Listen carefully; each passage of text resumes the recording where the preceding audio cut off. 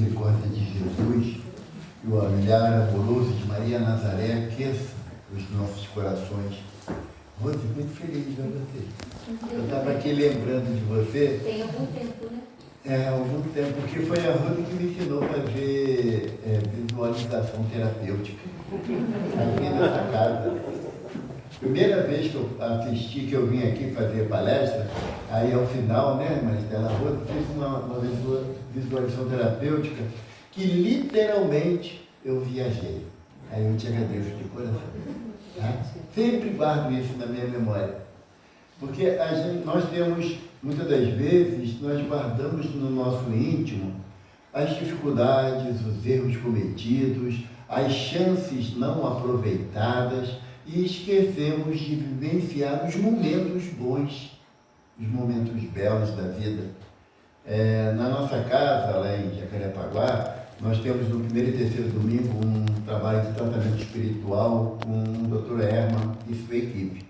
E o Dr. Herman sempre nos convida a gente trazer no nosso íntimo aqueles momentos que são assim, inesquecíveis dentro das suas possibilidades. Aos pais, ele normalmente pede que a gente relembre aquele momento que pela primeira vez nós pegamos o filho no colo, ou o afilhado, ou o sobrinho, e a mulher pergunta assim: você lembra da emoção de ter segurado o seu filho pela primeira vez na maternidade?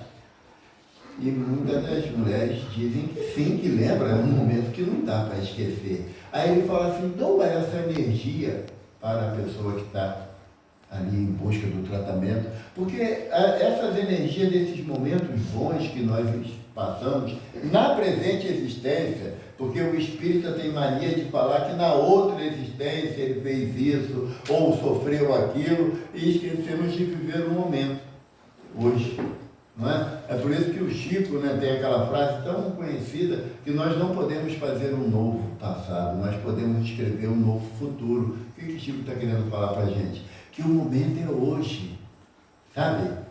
O momento para Deus não existe ontem nem amanhã, existe hoje, por isso que o nome é presente, né? Porque é hoje que você vai ditar como será o seu amanhã, mas não poderá modificar o que teve ontem.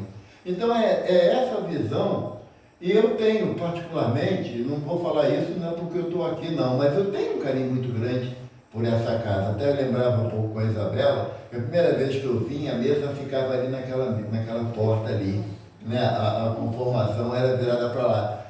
E eu lembro que assim, o nervosismo era maior do que a vontade de ultrapassar aquilo que a gente aprende.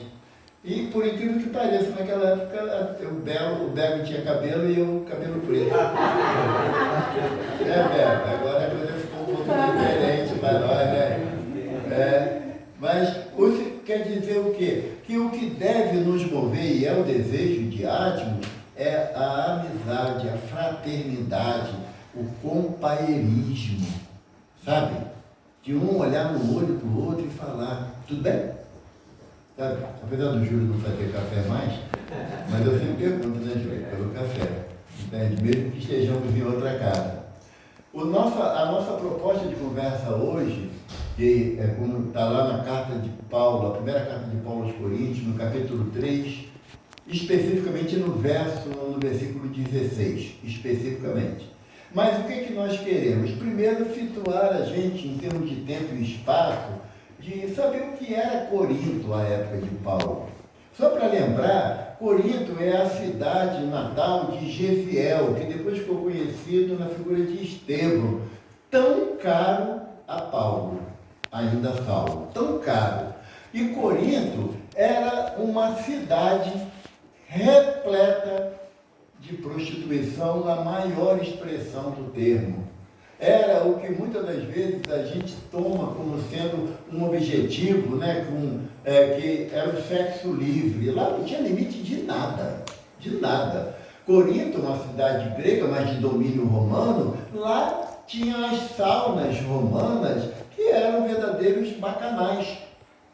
Mas aqui nasceu Estevão, né, ou Gesiel, Abigail, o seu pai, Eucedebe. Paulo Estevão, no início de Paulo Estevão, Emmanuel comenta dizendo assim, que as ruas ricamente ornadas de mármore Carrara enfeitavam as ruas de Corinto. E Yoshedek caminhando por ela, e vai a narrativa de Paulo, de Emmanuel. Então, Corinto era uma cidade exuberante, muito famosa naquela região, mas de viés moral extremamente complicado. E Paulo de Tarso, como diz o texto de Emmanuel, advogado dos pagãos, né, dos não cristãos ou não judeus, ele institui a sua igreja lá. E olha que interessante, Emmanuel fala para a gente que os fenômenos espirituais eram abundantes na igreja de Corinto. Lá tinha voz direta, ou pneumatografia, como falam os Kardec. Também tinha a escrita direta, pneumatografia, né? Kardec codificou, ou seja, as palavras apareciam no ar. Os textos de cunho doutrinário evangélico apareciam no ar. Ouvia-se a voz da espiritualidade em todas as reuniões da igreja de Corinto. E não era incomum a materialização de espíritos. Era um tamanha a exuberância daqueles fenômenos mediúnicos na igreja de Corinto, e Emmanuel fala que era pela densidade dos fluidos animalizados, principalmente o fluido vital, que favorecia aquelas manifestações, porque é necessário ter médium de efeito físico para esses fenômenos ocorrerem. Evidentemente que não mais é o objetivo da espiritualidade que esses fenômenos se reproduzam com a mesma constância que havia antigamente. Por quê? Porque hoje nós temos o atributo do livro, que faz com que nós nos ilustremos cada vez mais dentro do propósito que a doutrina nos oferece. O Espírito de Verdade deixa uma orientação a Kardec quando ele diz: espíritas, amai-vos, eis o primeiro ensinamento. E espíritas, instruí-vos, eis o segundo. E um benfeitor espiritual certa vez falou para a gente que o espírita amai-vos é o Evangelho de Jesus, que é todo amor. É todo amor. E o espírita instruí-vos é a codificação kardeciana, que nós não deveríamos nos afastar ou mesmo achar que ela está um tanto quanto ultrapassada.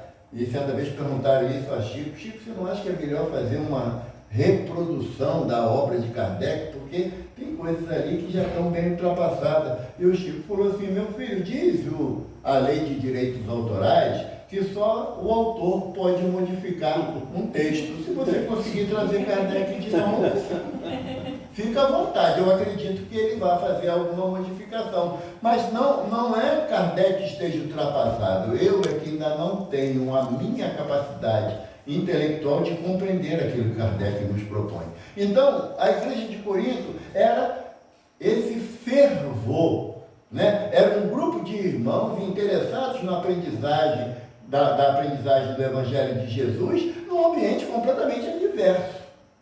Completamente adverso. Que muitos de nós, talvez, optássemos de viver as expressões da vida física daquele momento, ao invés de buscar uma igreja. Aí também cabe a explicação que o que Paulo chamava de igreja àquela época, ou iglesia, né, da palavra grega original, era comunidade, era grupo. Então, quando nós estabelecemos o hábito do culto do Evangelho no lar, nós estamos criando uma comunidade, uma iglesia. Daí o conceito de responsabilidade, de disciplina e de assiduidade que a doutrina nos orienta. E quando Paulo começa a perceber as dificuldades que estavam acontecendo lá em Corinto, ele escreve essa primeira carta. E no livro Paulo Estevão, Emmanuel diz que Paulo começou a entrar numa certa dificuldade de atender às necessidades das diversas igrejas ou diversas comunidades que ele estabeleceu na sua primeira grande viagem, que durou, se eu não me engano, foram 8 anos, e ele caminhou cerca de 5.000 quilômetros, daqui até o Amapá. Caminhou. Aí o Edson fala assim, vim de Jacarepaguá para cá é longe. Eu vim de casa, né? Cidade bonitinha, ar-condicionado ligado, graças ao bom Deus, né? Com a filha do coração ali do lado ali para poder escutar as minhas lamúrias, então não dá para reclamar, entendeu, Edson? Não dá, é legal a beça, vim aqui é bom a beça. Então, Paulo, nessas viagens dele, ele começou a sentir a dificuldade porque os emissários vinham de todas as partes, dizendo a dificuldade porque faltava o quê? A palavra inflamada de Paulo, para manter acesa a chama da doutrina de Jesus, como nós, hoje, da Casa Espírita, estabelecemos as palestras, é para renovar o nosso desejo de seguir o Evangelho, de exemplificar o Evangelho de Jesus. Paulo já tinha aquela dificuldade, e num sonho, ele se encontra, né, e ele relata assim, certa noite, um homem, do corpo ou fora do corpo, não sei bem, teve uma visão do próprio Jesus. Ele não diz que é ele, é na carta aos Romanos, ele não diz que é ele, né? Mas ele não encontra com Jesus e ele diz que estava acabunhado, porque não tinha como atender as demandas das diversas comunidades. E aí Jesus fala assim para ele, Paulo, aconchegarei mais junto de ti Estevão, que irá representar a minha vontade nas cartas que você vai enviar, ou o poder do Espírito, como está lá no texto de Paulo, né? E quando ele fala que aconchegará Estevão mais junto de ti, e Estevão representando a palavra do Cristo. Então as cartas de Paulo é a continuidade do Evangelho de Jesus para uma comunidade que não era hebreia. Eles não tinham, essa comunidade estavam sendo iniciado o processo de conhecimento acerca do Deus único e da figura de Jesus como Messias prometido. Então tinha que ter um conteúdo de informação bastante substancial. E na igreja de Corinto, o que estava acontecendo? Tinha tantos fenômenos lá, que alguém falou assim, você não acha melhor a gente perguntar para Paulo como é que está, né, essa administração desses fenômenos? Porque Emmanuel fala para a gente que o livro, a carta de Paulo aos Coríntios, a primeira e a segunda carta, é o prenúncio do livro dos médiuns. É o primeiro momento que Paulo começa a orientar a dinâmica da mediunidade que ele citava na época como dons, para que pudesse estabelecer uma norma, uma conduta de ação e a coisa não ficasse tão solta. É como se aqui no Átimos, a cada um pegasse um livro e desse a sua própria interpretação dentro daquele livro e que todo mundo tinha que aceitar como verdade absoluta. Era uma forma muito impositiva das interpretações. Então Paulo vira e fala assim, olha só, vocês estão entendendo a parada errada. Não é bem assim não. Aí eu peguei aqui um texto, vou pedir permissão a vocês para ler, que está lá, é o início do capítulo 3. Edson, não quer o óculos mesmo? Não. Ele não quer trabalhar, gente, aí deu a desculpa do óculos. A gente conhece o povo, né? Paulo anota assim para a gente, o título do capítulo 3 é Paulo e Apolo, servos de Cristo. Me permite um parâmetro. Qual a diferença de servo para trabalhador?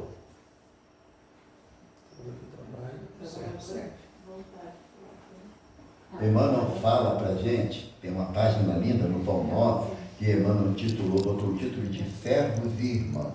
Por quê? Porque lá na última ceia, né, depois daquele momento todo, Judas sai e Jesus fala assim para os discípulos, já não vos chamo nem de servos nem de escravos, mas de amigos e irmãos. Porque tudo que eu aprendi com Deus, eu vos ensinei. E aí Emmanuel diz o seguinte, que a diferença clássica entre servo e trabalhador é que servo trabalha esperando uma recompensa. Caiu como uma luva para o espírita, que ele acha que tudo vai dar bom nos olhos. Né? Tudo vai representar bom nos olhos. A gente esquece que a dona Laura fala para o André Luiz, lá em nosso lar, que o bom nos olhos há uma forma de recompensa estabelecida em nosso lar, mas que não é pela quantidade dela, é pela qualidade da hora trabalhada. Aí encrencou o Evaldo de uma forma absurda.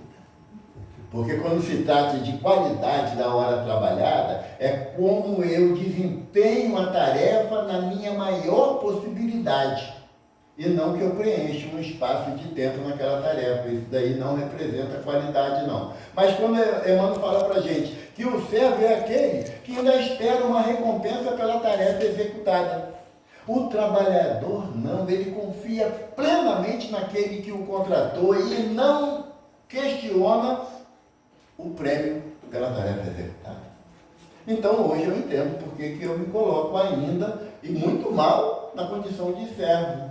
Porque quando eu estou na minha dificuldade mental, nas minhas dificuldades da vida física, eu falo assim, puxa, mas eu ajudo tanto, eu trabalho tanto, eu faço tanto, sabe?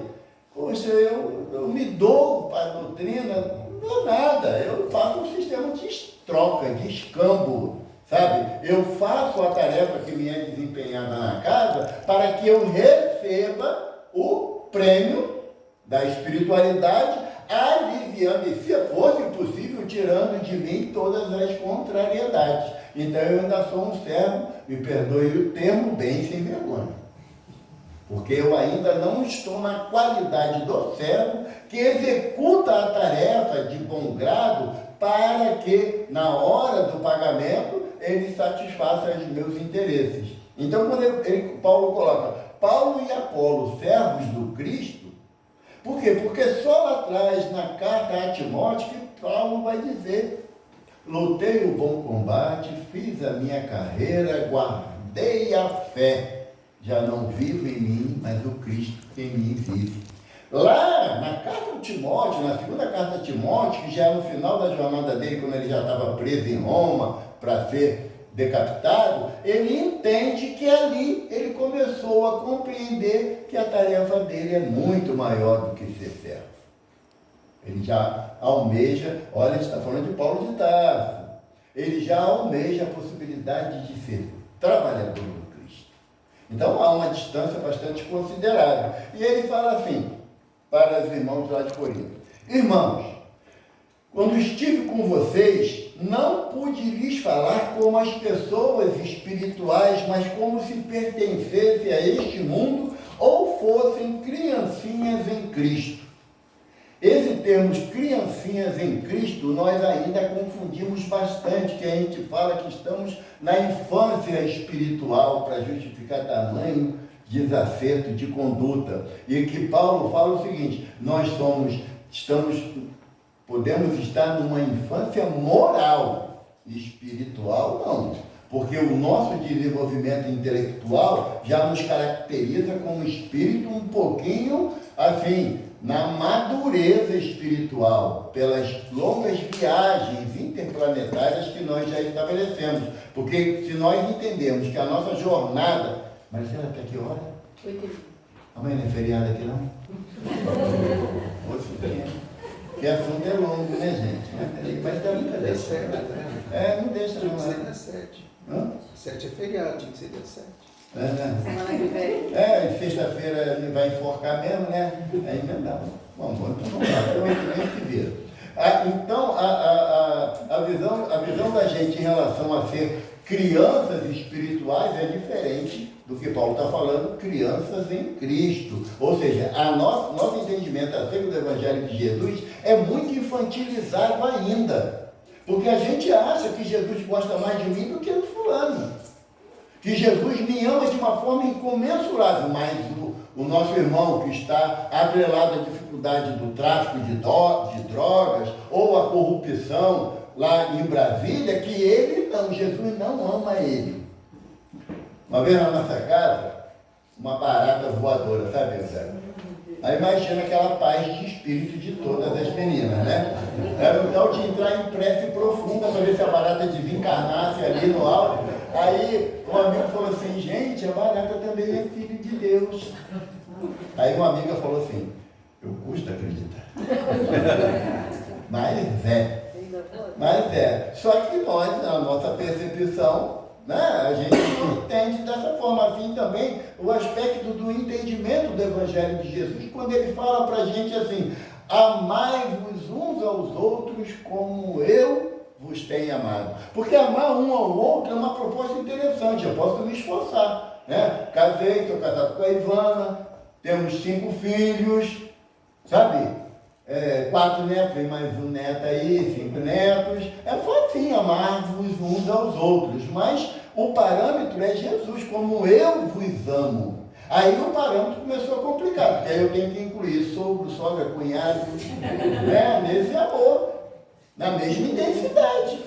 Na mesma intensidade. Não dá, não adianta, Edson, não adianta. Eu estou falando seu nome alto para todo mundo saber que você está aqui. Eu pensei alto. Sabe? Então essa proposta de amar-vos uns aos outros como eu vos tenho amado é que nos complicou, porque o parâmetro de Jesus é o amor incondicional. Não é? E aí, no momento ele fala assim, amai ao próximo como a ti mesmo. Se eu não exercitar esse amor, eu não posso dar. Porque Jesus mesmo que fala que só dá quem tem para dar, né? A cada um segundo as suas obras. Então, se eu me amar, e como eu posso me amar? Satisfazendo todos os meus caprichos? Não. Promovendo o meu progresso moral para que eu entenda que o amor que eu nutro por mim me afasta do egoísmo, da vaidade, do orgulho, da prepotência, sabe? Ou daqui eu tenho razão, você cala a boca. Sabe? São situações que nos distanciam desse sentimento de amor próprio. E o amor próprio que Jesus propõe não é o mesmo amor próprio que a gente quer exercer através do orgulho e da vaidade. Então, quando Paulo fala que nós ainda, ele não podia falar com a gente porque nós ainda somos criancinhas em Cristo, ou seja, o Evangelho não faz parte da minha vida cotidiana, das minhas ações diárias, não faz. Acho bonito. Como uma criança que vê o peão rodar, é muito bonito, mas ele ainda não sabe fazer o peão rodar. E quando ele para de rodar, a criança chora. Quando eu não sou satisfeito nas minhas necessidades, eu entro no viés da reclamação, da crítica, do murmúrio. E ele fala assim, tive de alimentá-los com leite e não com alimento sólido, pois não estavam aptos para recebê-lo. Ou seja, Paulo falava de coisas básicas do Evangelho. Ele não trazia grandes tratados para o povo de Corinto que não estavam em condições de receber. É como se nós pedíssemos ao nosso benfeitor Atmos que ele se materializasse aqui e falasse para a gente sobre a vida espiritual no plano que ele habita. Ele poderia fazer isso, caso fosse necessário, mas o nível de compreensão da gente deixaria muito a desejar. Se ele chegasse e falasse, no plano que eu habito, não existe orgulho, nem vaidade. Lugar chato, né? Lugar chato, como é que eu vou lá no lugar? Todo mundo lá, trata todo mundo com afabilidade, com doçura, e eu ainda tenho tanta dificuldade que meu vizinho estima de escutar música 10 horas da noite no domingo. Sabe? Então a gente tem essa dificuldade de entendimento. E ainda não estão, porque ainda são controlados por sua natureza humana. Porque se nós já estivéssemos dispostos a permitir que a nossa natureza de espírito imortal aflorasse, muitas atitudes nossas seriam repensadas. Muitas atitudes nossas. Aonde eu quero fazer valer o meu entendimento, a minha palavra. Os outros, quem não gostou, que coma menos. E a proposta da doutrina não é essa. Kardec fala para a gente, a casa estuda a revista espírita, Kardec fala para a gente que na criação da Sociedade de Estudos Espíritas de Paris, que seria um palco para que todos pudessem apresentar as suas opiniões. Mas discutiremos, mas não nos afastaremos. Então a proposta do Evangelho é essa. Eu não sou obrigado a concordar com tudo que falam para mim. Aceitar tudo que falam para mim. Eu tenho o direito de estudar, de analisar, tirar a minha conclusão, mas eu não posso entrar no choque, no confronto. Ou é do jeito que eu quero, ou então vou embora. Vou ficar com uma saudade danada de mim, mas a casa não pode mudar diante do meu entendimento, do meu conceito. Se Atmos não nos impõe a sua vontade, por que eu vou impor a minha ao outro? É isso que Paulo está falando para a gente. Aí ele fala assim, porque ainda são controlados por sua natureza humana. Eu vou citar aqui uma situação simples aqui que eu acho que não tem. Que três coisas que Paulo fala aqui que graças a Deus não tem. Lá na minha casa tem. Ele fala assim: tem ciúme uns dos outros, discutem e brigam entre si. Acaso isso não mostra que são controlados por sua natureza humana e que vivem como pessoas do mundo? Olha o que Paulo está falando para a gente. Será que as minhas atitudes aqui dentro do Atmos, ela parte do princípio da harmonia ou da imposição de ideias? É do meu jeito ou é do jeito do Evangelho? Kardec, na primeira viagem espírita de 1862, ele estava numa das cidades lá da França, e ele entrou numa casa onde se fazia as reuniões espíritas, e alguém perguntou a ele: Kardec, você entra numa casa, tem dois irmãos discutindo sobre o mesmo ponto à luz da doutrina. Quem você acha que terá mais razão? Aí ele falou: aquele que for mais caridoso. E às vezes o silêncio é uma caridade. No auge de uma discussão, aonde eu quero impor a minha vontade e você quer impor a sua vontade, então se um dos dois praticar a caridade do silêncio, a espiritualidade vai dizer que esse que tomou essa atitude compreendeu a mensagem do Cristo. Porque Jesus fala: não põe a demanda com teu irmão por nada. Se teu irmão te obriga a caminhar 1000 passos, caminha 2000 por conta dele. Se te pede a tudo, quer dizer, também a capa. A proposta do Evangelho é da harmonização e não da discussão. Então é isso que o Paulo está falando com a gente. Aí ele fala assim, quando um de vocês diz: eu sigo Paulo, e o outro diz: eu sigo Apolo, não estão agindo exatamente como as pessoas do mundo? Ah, não, a minha corrente de pensamento é essa, do fulano é outra. Não, mas a proposta da gente é o pensamento do Cristo. O que deve prevalecer dentro da nossa casa é sempre o exame apurado do Evangelho. E quando Jesus fala assim para a gente, que Jesus tem frase que quebra a castanha da gente, né? Que Jesus fala assim: fazei ao teu semelhante aquilo que gostaria que lhe fosse feito. Pronto, não tenho mais condições de discutir. Porque se eu estou estabelecendo uma discussão com o Júlio sobre determinado ponto da doutrina, Júlio discorda de mim, o que eu gostaria que o Júlio fizesse? Acatasse a minha opinião. Então eu acato dele. Ah, mas ele está errado no olhar de quem que ele está errado? No olhar de quem? Quem é que tem certeza absoluta da verdade, senão Deus? Só ele. Então Paulo está falando assim: para pensar que se você segue a um ou segue a outro, isso no movimento espírita, infelizmente, tem em grande monta.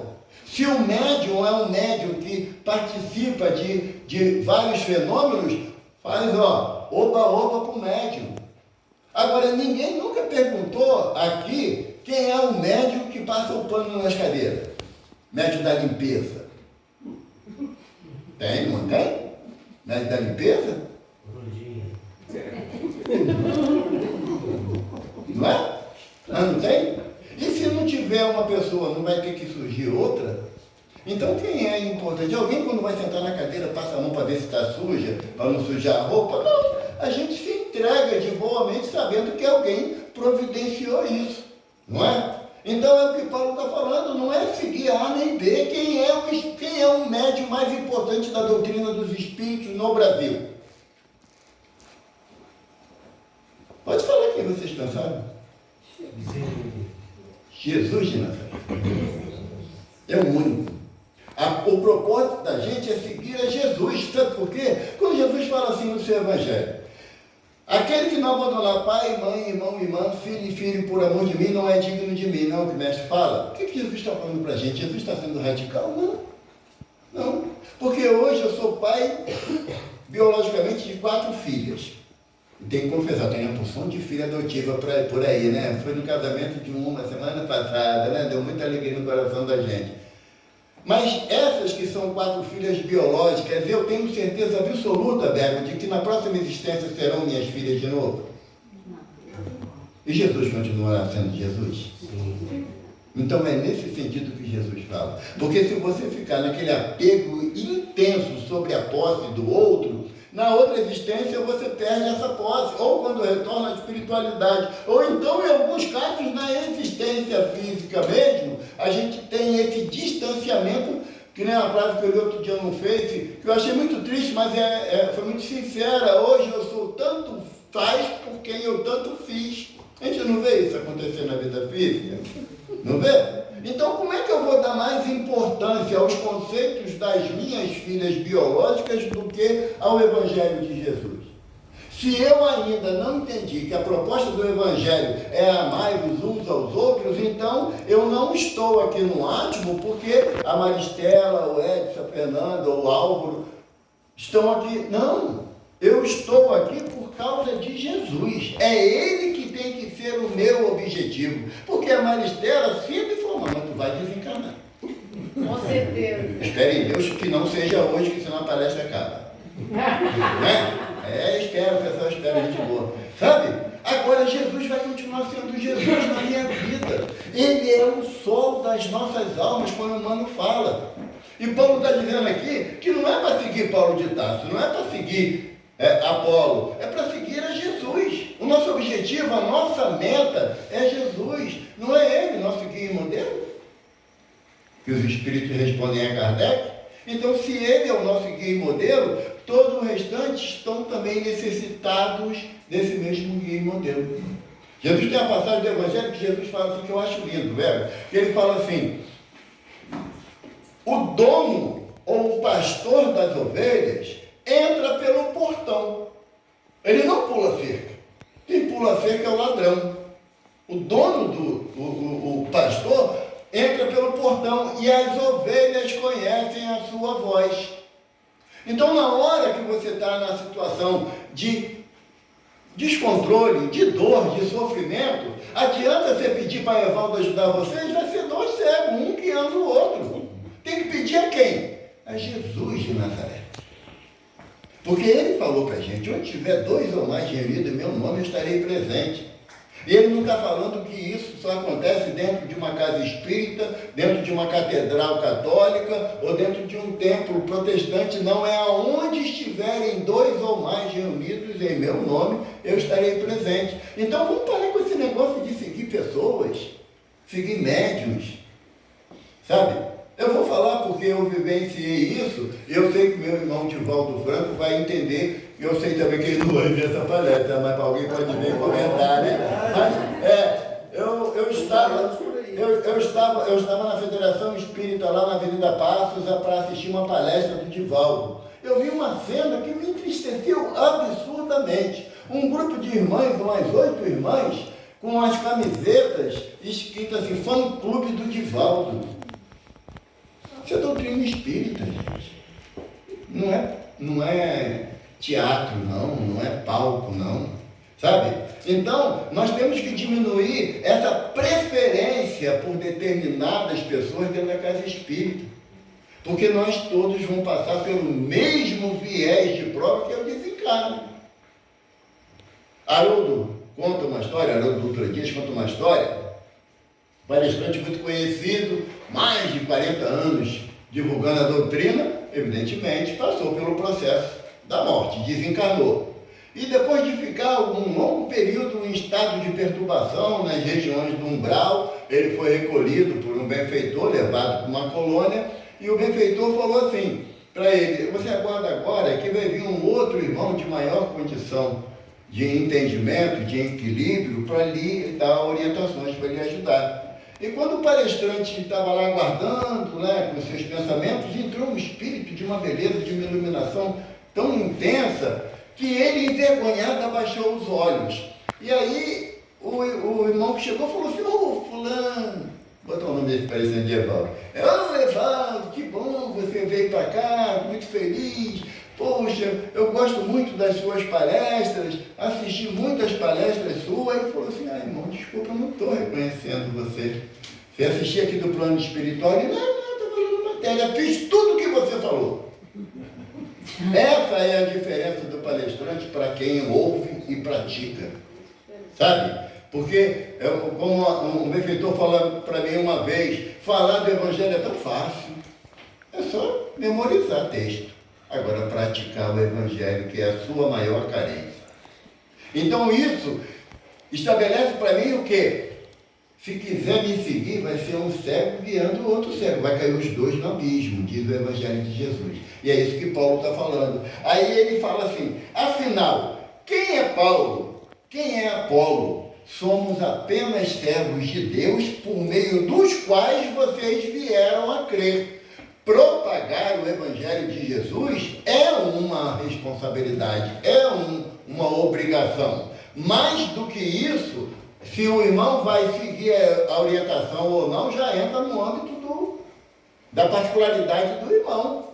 Porque já pensou se Atmos fala assim, a partir de agora, eu já falei isso aqui uma vez, eu vou repetir, a partir de agora vai ter lá no portão um aparelho chamado psicoscópio. Já viu o que esse aparelho é? Missionários da Luz, está lá. É o 2º capítulo de Missionários da Luz. Fala sobre psicoscópio. André Luiz fala que é um aparelho de aproximadamente menos de 1 quilo de peso, que ele pediu a oportunidade de carregar o aparelho para se sentir útil. E esse aparelho, ele ficava, Júlio, olha só que escândalo, na porta da casa espírita, que fazia o scanner moral dos participantes. Moral. É assim, fazia o escaneava a pessoa, aí lá dentro da casa já era imprimido um relatório com as condições morais de cada um.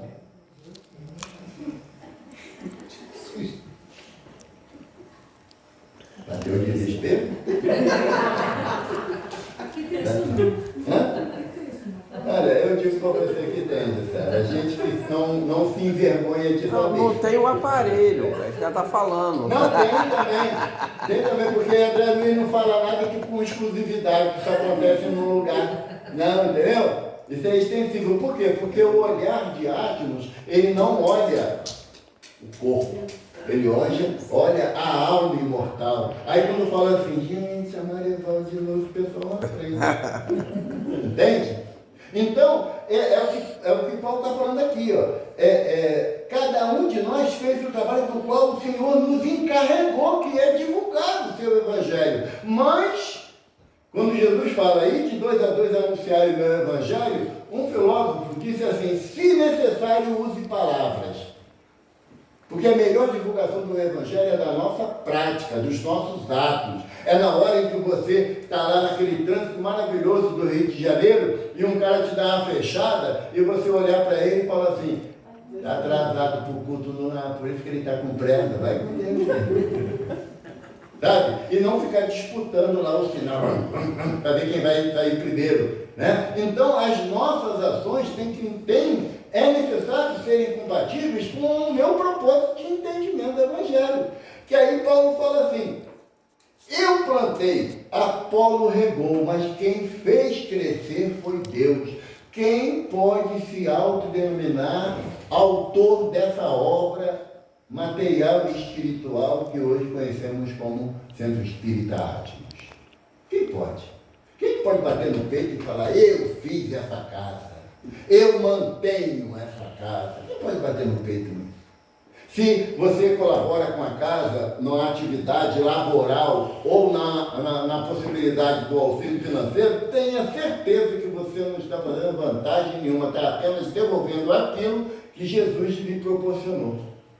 Porque todos nós que estamos aqui, estamos na condição ainda do servo, daquele que precisa obter uma recompensa pela sua tarefa na casa.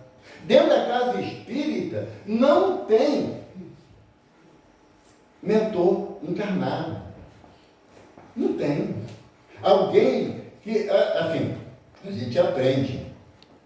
Tem até a passagem no livro de Atos dos Apóstolos que um irmão viu uma pessoa obsediada, né, influenciada na rua, e ele pegou, olhou para o irmão dela e falou assim, afasta desse irmão em nome de Paulo e de Jesus, que Paulo prega. Aí o obsessor falou assim, Jesus, eu sei quem é, Paulo eu conheço, quem é você? E no texto dos Apóstolos está escrito assim, e sendo espancado pelo Espírito, o abusado saiu correndo nu pelas ruas da cidade. Então, quem é que tem autoridade moral aqui dentro? Nós que estamos encarnados, independente do cargo que nós estamos, eu costumo dizer que nós, a casa espírita, muita gente fala assim, é um hospital, uma escola. Eu falo para mim que é um reformatório, sabe? É uma prisão, onde eu tenho que aprender a ser disciplinado, saber obedecer ordens, saber estabelecer regras de conduta, porque quando eu chego aqui, eu sou amparado, me sinto amparado, sei que isso aqui para mim é um pedacinho do céu. Agora o irmão que vem a primeira vez, ele sabe, tem a ilusão de que aqui só tem gente boa. Aí quando chega aqui, olha para ele, olha para lá, e fala, gente, Deus do céu. Entende? Então, toda casa espírita que quer estabelecer uma hierarquia tem que ser moral. Tem que ser moral, não pode ser material. Em lugar nenhum. Seja na casa espírita, seja nos conselhos regionais, seja na Federação Espírita Brasileira, não existe a possibilidade de autoridade pelo autoritarismo. Não é essa a função que Kardec propôs na criação das sociedades espíritas. Vai lá para o capítulo 31 do Livro dos Médiuns, que tem diversas orientações ali. Mas só que quando a gente pega alguma obra da codificação, a gente fala assim, já li. Não. 5 vezes. 5 vezes. Em que momento você vai praticar? Porque a leitura é um ato intelectual. Não é? A partir do momento que você é alfabetizado, desde que não seja funcional, né? É alfabetizado, tem a capacidade interpretativa, isso daí é uma atividade intelectual. Mas quando você começa a elaborar aqueles conceitos na sua vida diária, cotidiana, naquele momento em que ninguém está vendo você, mas você precisa fazer uma prece de pedir compreensão para aquele irmão que te distratou ontem. Porque a proposta de Jesus é intimista. Jesus não fala para a multidão, ele fala para o indivíduo. Quando tiver de escorar o Pai, disse Jesus na pergunta do apóstolo, recolha-se ao silêncio do teu cômodo, do teu quarto. E o Pai que tudo vê em secreto vos dará o necessário para a vossa subsistência. E a gente esquece que Deus vê em secreto. Deus vê a injustiça que eu recebo, mas também vê a que eu cometo. Porque Emmanuel fala para a gente que nós podemos sofrer uma injustiça. Podemos estar num plano de prova e expiação, mas não seremos injustiçados. Ou seja, nenhum de nós sofrerá sem que haja uma produtividade daquela ação que me trouxe sofrimento. Nenhum de nós. Quando eu estabeleço que aqui no Atmos a minha vontade tem que ser cumprida, eu esqueço qual é o objetivo da casa. O objetivo da casa é seguir o Evangelho de Jesus. Eu não concordo, um direito meu, eu não concordar é grosseiro, mas tem hora que é necessário. A porta da rua é sementinha da casa. Porque eu não posso ser motivo de escândalo. Jesus fala para a gente, o escândalo é necessário, mas ai daquele por quem vier o escândalo. E se eu sou motivo de escândalo dentro da casa, é muito mais fácil eu ser retirado da casa para que o grupo mantenha uma harmonia do que desarmonizar o grupo todo. Porque se na minha casa eu não consigo ter um consenso de que eu falo, as coisas são atendidas, eu não consigo.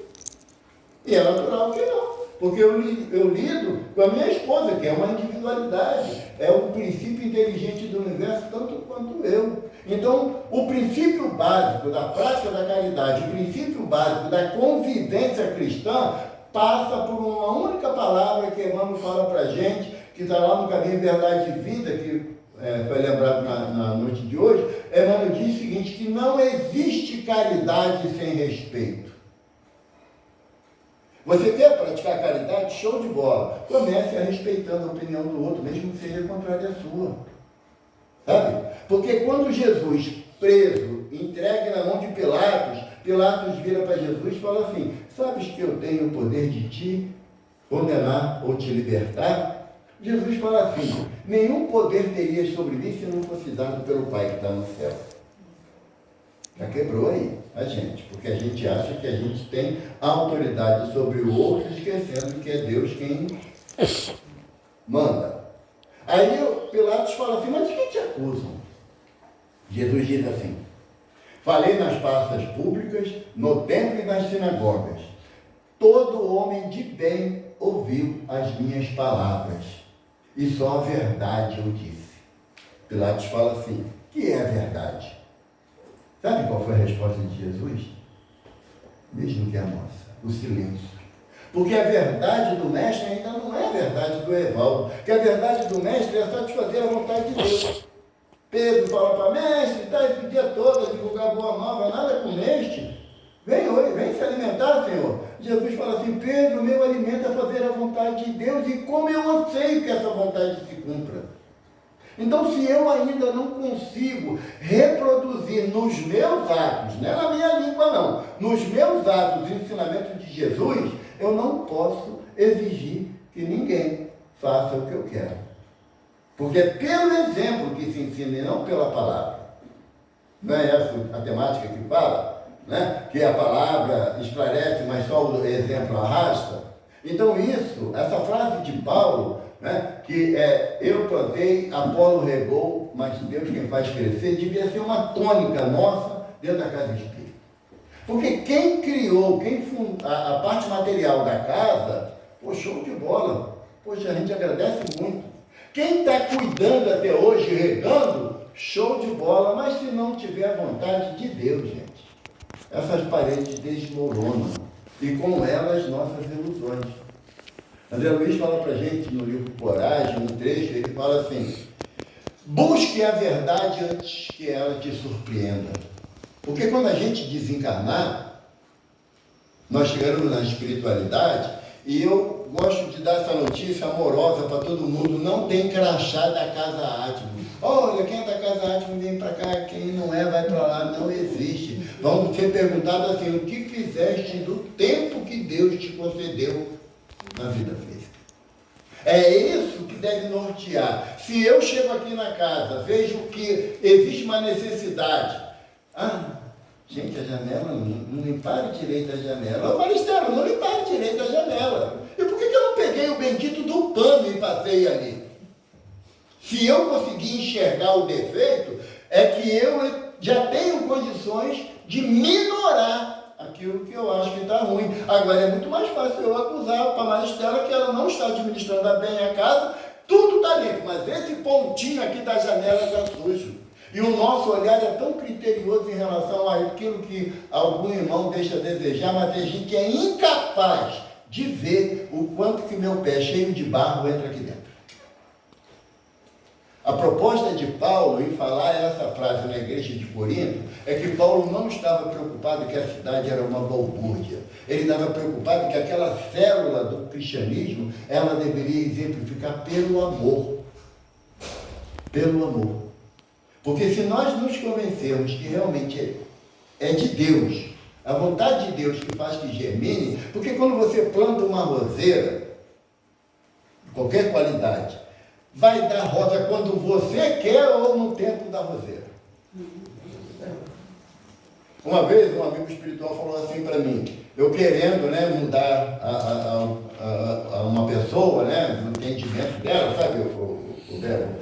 E aí o benfeitor falou assim: meu filho, quem transformou água em vinho foi nosso Senhor Jesus Cristo. Você, se quiser, tem que pegar o carocinho da uva, plantar, esperar brotar, dar uma parreira, brotar a uva, esperar amadurecer, tirar ela, pisotear, botar num barril de carvalho, esperar 10 anos, vira um vinho. Então, para espírito, aí ele amorosamente completou, para espírito necessitado igual você, não é nada do dia para a noite. Às vezes, assim, foi uma notícia muito alvissareira, às vezes é de um sistema solar para outro. E Jesus nos abençoe.